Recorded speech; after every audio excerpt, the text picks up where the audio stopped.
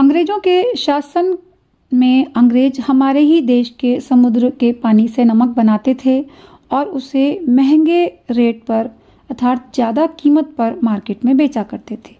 नमक तो सभी खाते थे, तो गरीब व्यक्तियों को महंगा नमक खरीदने में बहुत परेशानी होती थी, उनके पास पैसा नहीं होता था। तो गांधी जी ने नमक कानून को तोड़ने का फैसला किया।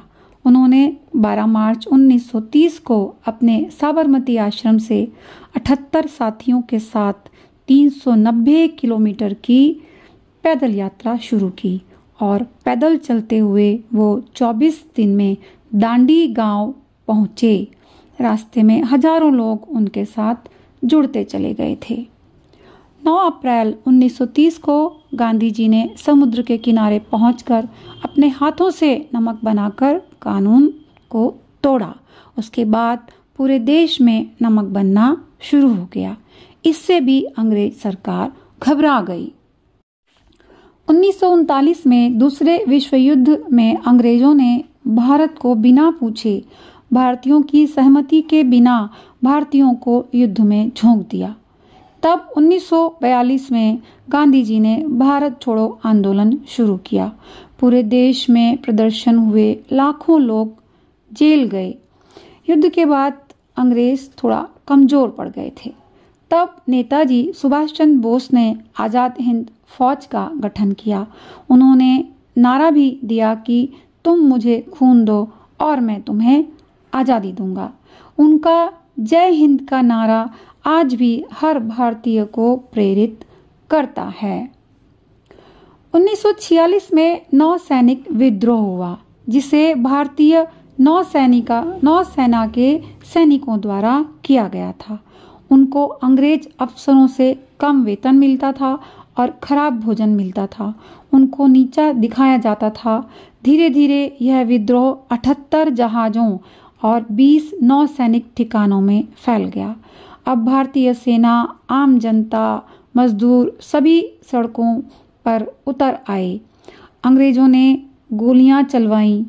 200 लोग लगभग मारे गए और लगभग 1000 लोग घायल भी हुए। अब अंग्रेजों को दिख गया था कि अब उनका राज भारत में नहीं चलेगा। तब